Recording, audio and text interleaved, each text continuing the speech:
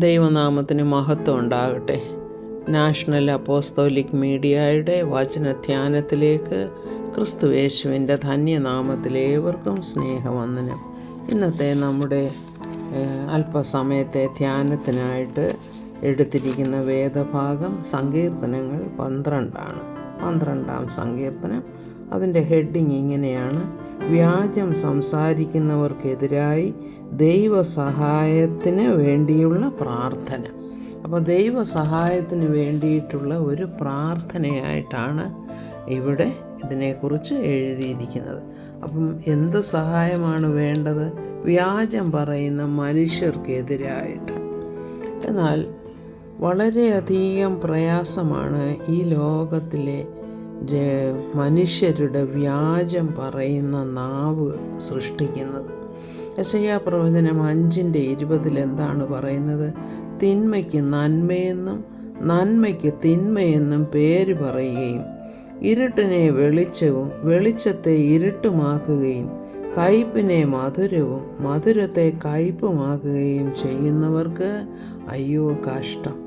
എന്ന് വെച്ചാൽ നമ്മുടെ മുൻപിൽ സത്യം സത്യമായിട്ട് വെളിപ്പെട്ടിരിക്കുക, പക്ഷെ അത് സത്യമാണെന്ന് സമ്മതിക്കുന്നതിന് പകരം ആ സത്യത്തിനെതിരായിട്ട് പല പല കാര്യങ്ങൾ പറഞ്ഞുണ്ടാക്കുകയാണ്.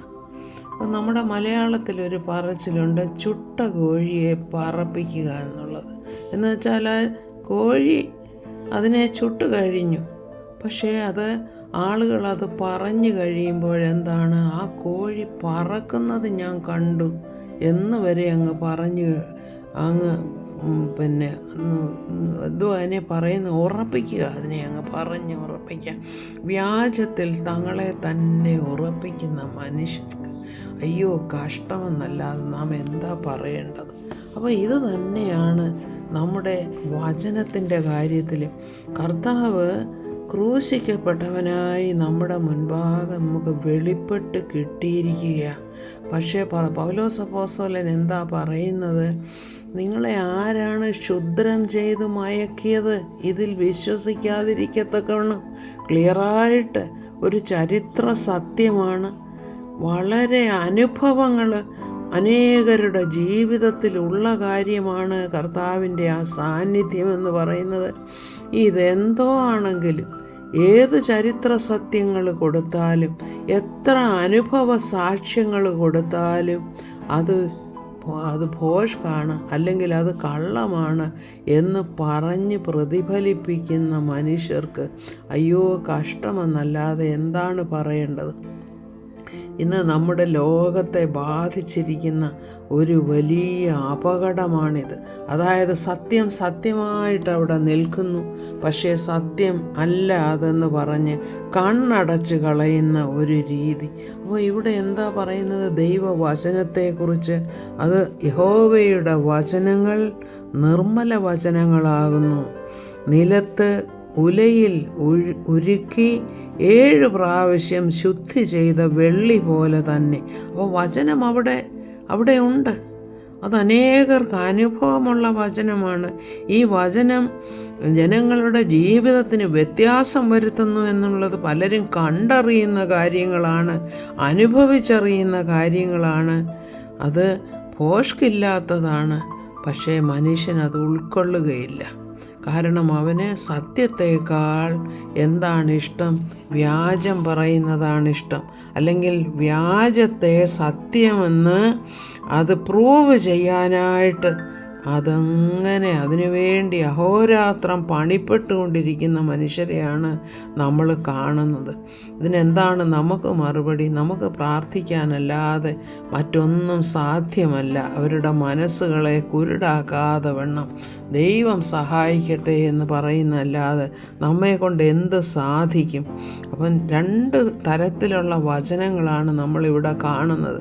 ഇപ്പം യിരെമ്യാ പ്രവചന അതിനകത്തും പറയുന്നുണ്ട്, യിരെമ്യാവിനെതിരെ നമുക്ക് സംസാരിക്കാമെന്നും പറഞ്ഞ് അവരൊത്തുകൂടുന്ന നമ്മൾ കാണുന്നുണ്ട് അവിടെ. അപ്പോൾ ഇതാണ് ഇന്നത്തെ ലോകം. എന്നാൽ ഇന്നത്തെ മാത്രമാണ്, അന്നും അങ്ങനെ തന്നെയാണ്. ഇപ്പോൾ ഇവിടെ നമുക്ക് പുതിയ നിയമത്തിൽ നമ്മൾ പൗലോസ് അപ്പോസ്തലൻ്റെ ലേഖനങ്ങളിൽ രക്ഷ എങ്ങനെ പ്രാപിക്കാമെന്ന് വളരെ ക്ലിയറായിട്ട് നല്ല വിധത്തിൽ എഴുതിയിരിക്കുകയാണ്. വിശ്വസിച്ചാൽ നമുക്ക് രക്ഷപ്പെടാം, അല്ലെങ്കിൽ രക്ഷിക്കപ്പെടാമെന്ന്. എന്തിലാണ് വിശ്വസിക്കേണ്ടത്? കർത്താവിൻ്റെ ക്രൂശിലും അവൻ്റെ പുനരുത്ഥാനത്തിലുമാണ് വിശ്വസിക്കേണ്ടത്.